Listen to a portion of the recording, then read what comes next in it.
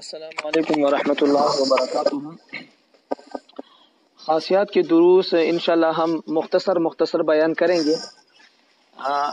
ابواب کے جو خاصیات ہیں، علم الصرف میں جتنے ابواب آتے ہیں ان کے کچھ خاصیات ہوتے ہیں، ان خاصیات کو ہم بیان کریں گے، لیکن یہ بیان بہت تفصیلی نہیں ہوگا، اختصار کے ساتھ ہم بیان کریں گے تاکہ طلباء کے لیے جو امتحان کی تیاری کرتے ہو یا مختصراً وہ یاد کرنا چاہتے ہو تو ان کو یاد کرنے میں آسانی ہو۔ اس سے پہلے آپ لوگ ایک دفعہ جتنے بھی ابواب ہیں، ثلاثی مجرد کے، ثلاثی مزید فیہ وغیرہ کے جتنے بھی ابواب ہیں، ان سب ابواب کے نام یاد کریں، اور صرف صغیر اور صرف کبیر، یعنی آپ کو پہلے ابواب آنے چاہیے، اس کے بعد ہی آپ کو خاصیات کا پتہ چلے گا۔ اول تو میں یہ بیان کرتا ہوں کہ خاصیات کسے کہتے ہیں، خاصیات ابواب سے کیا مراد ہے۔ خاصیت کے لغوی معنی ہے خاص ہونا، اور خاصیت کی اصطلاحی معنی صرفیوں کے ہاں اصطلاحی معنی اس کی یہ ہے کہ خاصیت ان معنی کو کہتے ہیں جو باب کے لغوی معنی سے زائد ہو لیکن لغوی معنی کے ساتھ لازم ہو۔ خاصیت اصطلاح صرف میں اسے ان معانی کو کہتے ہیں جو باب کے لغوی معنی سے زائد ہو لیکن لغوی معنی کے ساتھ لازم ہو، یعنی باب کے لغوی معنی سے زائد بھی ہو لیکن اس کے ساتھ لازم بھی ہو۔ مثال میں آپ کو دیتا ہوں، جیسے اخراج باب فعل کا مصدر ہے، اس کا لغوی معنی ہے کسی کو نکالنا، کسی شے کا نکالنا، اخراج نکالنا، اور اسی طرح ادخال بھی باب فعل کا مصدر ہے، اس کا مطلب ہے داخل کرنا۔ اب ان دونوں میں ان کی لغوی معنی یعنی داخل کرنا اور نکالنا، یہ دونوں لغوی معنی ہے، لیکن ان کے ساتھ ساتھ ایک زائد معنی بھی موجود ہے۔ اگر آپ لوگ دیکھ لیں تو ان میں تعدیت کی معنی موجود ہے، یعنی اس میں تعدیت متعدی بنانے کی معنی موجود ہے، کیونکہ تعدیہ کے معنی لغوی معنی کے علاوہ ہے، کیونکہ لغوی معنی تو صرف داخل کرنا یا نکالنا ہے، لیکن تعدیت کا جو معنی اس اخراج یا اس ادخال کے ساتھ ہے یہ اس لغوی معنی سے علاوہ ہے، تو یہ خاصیت ہو گئی۔ تو خاصیت لغوی معنی یہ ہے کہ خاص ہونا، اور صرفیوں کے ہاں اصطلاحی معنی یہ ہے کہ ان معنی کو کہتے ہیں جو باب کے لغوی معنی سے زائد ہو لیکن لغوی معنی کے ساتھ لازم ہو۔ اب ایک فرق میں آپ کو بتاتا ہوں کہ خاصہ اور خاصیت میں کوئی فرق ہے یا دونوں ہم معنی ہے، یعنی خاصہ اور خاصیت ایک چیز ہے یا خاص اور خاصیت دو مختلف چیزیں ہیں۔ بعض صرفی حضرات کہتے ہیں کہ خاصہ اور خاصیت ہم معنی ہے، ان میں کوئی فرق نہیں، جبکہ بعض اور علماء صرف ان دونوں میں فرق کرتے ہیں کہ خاصیت کی تعریف تو وہ ہے جو میں نے آپ کو بیان کی کہ وہ معنی جو باب کے لغوی معنی سے زائد ہو لیکن لغوی معنی کے ساتھ لازم ہو، اور خاصہ کی تعریف کیا ہے، ما یختص بالشیء ولا یوجد فی غیرہ، یعنی جو ایک شے کے ساتھ خاص ہو اور اس کے علاوہ کسی اور میں نہ پایا جائے، تو یہ خاصہ کی تعریف ہے۔ جیسے علم اور کتابت صرف انسان کے ساتھ خاص ہے، یہ انسان کے علاوہ کسی بھی حیوان میں یہ معنی نہیں پایا جاتا۔ تو خاصہ اور خاصیت میں بعض علماء صرف کے نزدیک کوئی فرق نہیں، اور بعض علماء صرف اس میں فرق کرتے ہیں۔ جو صرفی حضرات ان کو ہم معنی سمجھتے ہیں، یعنی دونوں کو ایک ہی معنی میں سمجھتے ہیں، ان پر ایک اعتراض ہوتا ہے کہ آپ لوگ جو یہ کہتے ہیں کہ خاصہ اور خاصیت ایک معنی میں ہے، یہ بات درست نہیں، کیونکہ خاصہ ذیل خاصہ کے علاوہ کسی اور میں نہیں پایا جاتا۔ مطلب یہ ہے کہ جو خاصہ ہوتا ہے وہ جس چیز کے ساتھ خاص ہوتی ہے اس چیز کے علاوہ کسی اور میں نہیں پایا جاتا، جیسا کہ اس کی تعریف میں ہے لا یوجد فی غیرہ، کی کیسے معلوم تھے؟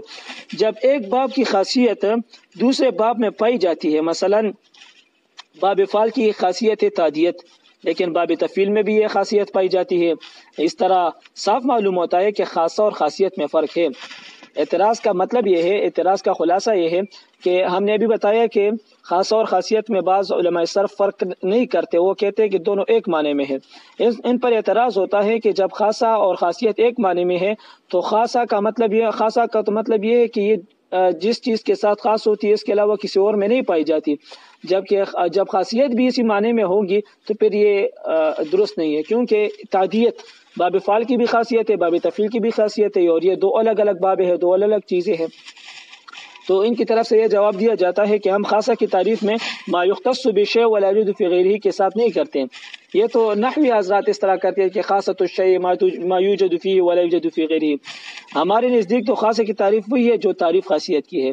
یعنی یہ سرفی آزاد بھی کہتے ہیں کہ ہمارے نزدیک تو خاصہ و خاصیت کی وہ تعریف ہے جو خاصیت کی ہے. ہم یہ جواب نہیں دیتے، یا جواب یہ دیتے ہیں کہ چلو ہم مانتے ہیں کہ ہم بھی خاصہ کی تعریف ما یختص بالشیء ولا یوجد فی غیرہ سے کرتے ہیں، لیکن اگر آپ لوگ اس تعریف میں دیکھ لیں تو اس میں دو چیزیں ہیں، ما یختص بالشیء اور دوسرے ہے لا یوجد فی غیرہ، ایک ایجابی جز ہے اور ایک سلبی جز ہے. تو ہم یہاں یہ صرف آزاد جواب دیتے ہیں کہ ہم یہاں پر صرف ایجابی جز کو مراد لیتے ہیں اور سلبی جز کو مراد نہیں لیتے. تو یہ خاصیت کا مختصر تعارف میں نے آپ لوگوں کے سامنے کیا کہ خاصیت کا لغوی معنی کیا ہے، خاصیت کے اصطلاحی معنی کیا ہے، اور اس طرح خاصہ اور خاصیت میں کیا فرق ہے. اب آپ لوگ یہ جان لیں کہ ثلاثی مجرد کے 6 ابواب ہیں. ثلاثی مجرد کے 6 ابواب ہیں. نمبر 1 نصر ینصر، فعل یفعل، ضرب یضرب. نمبر 2 ضرب یضرب، فعل یفعل. نمبر 3 سمع یسمع، فعل یفعل. نمبر 4 حسب یحسب. نمبر 5 فتح یفتح. نمبر 6 کرم یکرم.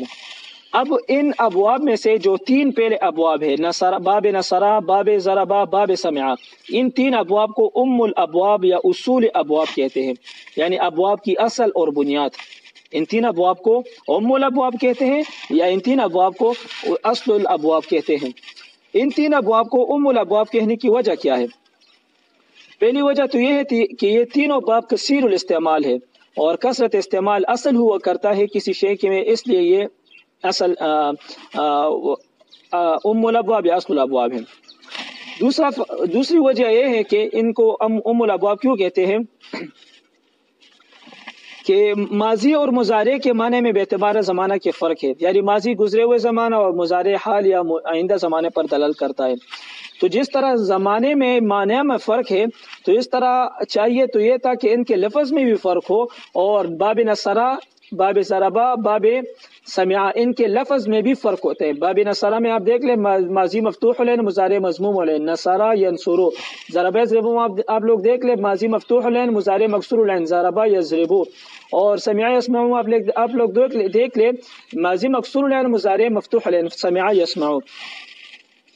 اور اسی طرح تیسری وجہ یہ کی جاتی ہے کہ یہ 3 ابواب مزید کے ابواب کے لیے ماخذ ہے.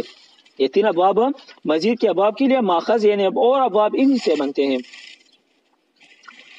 تو اس پر اعتراض ہوتا ہے کہ یہ 3 ابواب جب ماخذ ہے تو دوسرے ابواب ماخذ کیوں نہیں ہے؟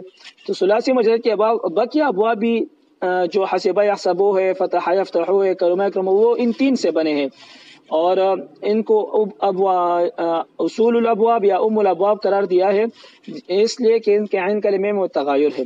تو خلاصہ یہ نکلا کہ خاصیت اور خاصہ کی کیا تعریف ہے، خاصیت اور خاصہ میں کیا فرق ہے، اور اسی طرح ثلاثی مجرد کے کتنے ابواب ہیں، اور ثلاثی مجرد میں ام الابواب یا اصل الابواب کسے کہتے ہیں. تو یہ آج کا مختصر سا درس، یہ ایک تعارفی درس تھا.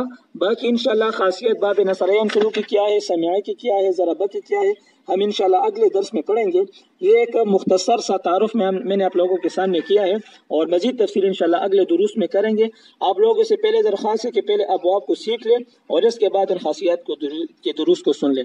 والسلام. پھر بھی آپ لوگوں کو کوئی مسئلہ ہو تو آپ مجھ سے کمنٹ میں پوچھ سکتے ہیں.